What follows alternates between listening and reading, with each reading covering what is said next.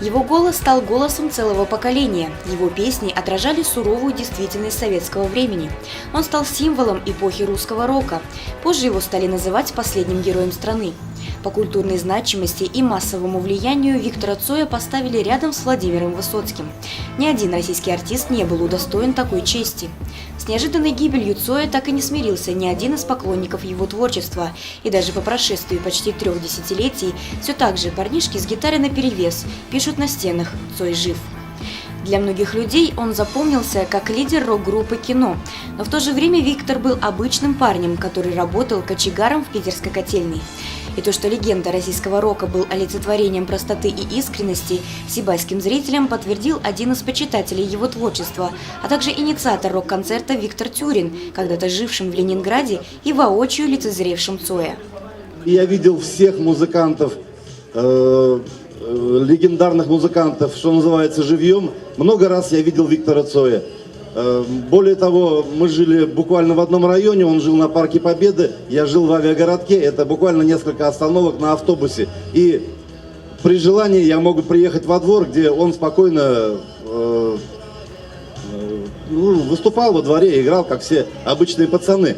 Но мы ходили на концерты, которые проводились очень в простой атмосфере, так как мы сегодня решили сделать, вот такая вот неофициальная, вольная обстановка, и тогда делалось то же самое. В любом ДК, в любом клубе буквально рисовались афиши и выступали такие легендарные музыканты, как Борис Гребенщиков, Юрий Шевчук, Константин Кинчев, многие другие, и в том числе выступал Виктор Цой. Исполнить песни лидера рок-группы вызвались известные музыканты нашего города. Все они в своем приветственном слове говорили о том, какой неоценимый вклад внес Виктор Цой в культурное развитие нашей страны. Отметим интересный и вместе с тем трагический факт. В тот день, когда по радио сообщили о гибели кумира, 45 поклонников из разных уголков страны от отчаяния покончили жизнь самоубийством. Многие в тот момент потеряли веру в справедливость и смысл жизни, что еще раз подтверждает, настолько сильным было влияние творчества Цоя на людей. В памятный вечер парк культуры и отдыха снова стал местом проведения масштабного городского мероприятия. Вспомнить нетленные хиты лидера группы «Кино» сюда пришли многие сибайцы, от мала до велика. Мы решили почтить память его именно в формате концерта, послушать его песни в новом исполнении, вспомнить этот новый старый стиль, который был всегда очень модный, очень популярный. Были взрывные песни, они пели о том, о чем люди боялись говорить. Это было очень актуально и очень громко и нагло. А сейчас это уже слушается нормально и лояльно. Мы это уже слушаем как классику. Но тогда это было, конечно, прорыв.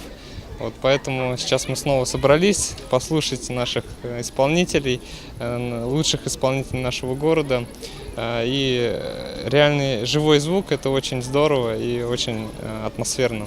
Если есть в кармане пачка сигарет, значит все не так плохо на сегодняшний день. И билет на самолет перепустим крылья, но взлетая оставляется мне лишь день.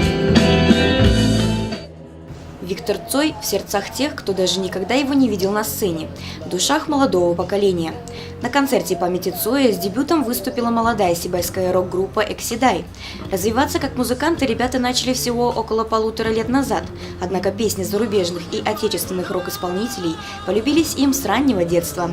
Также они с особым трепетом и уважением относятся к Виктору Цою, потому, как признались юноши, дебютировать именно на таком концерте для них большая честь. Мы знаем то, что он начинал тоже очень тяжело, даже приходилось... Музыка раньше в Советском Союзе считались это не работой. Ему приходилось работать в котельной тяжелым мужским трудом. И вот это вот как-то помогало ему вот с бюджетом, как-то с группой. И они в конце концов своего добились и поднялись. И это очень хорошо. Но жаль, что он рано ушел. Жаль, очень жаль. Поэт, художник, актер, музыкант. Слова его песен находят отражение в сердцах слушателей и по сей день, потому что до сих пор не теряют актуальности. Помимо песен группы «Кино», в этот вечер были исполнены хиты других, не менее известных рок-исполнителей, в частности, песни, посвященные Виктору Цою. Абсолютно все выступления зрители встретили с теплотой, энергией и позитивом. Так прошел концерт, посвященный памяти легендарного, навсегда живущего в душе каждого Виктора Робертовича Цоя. Евдокия Титаренко, Алик Кадыров, Гульгина Раскильдина, телекомпания СТВ.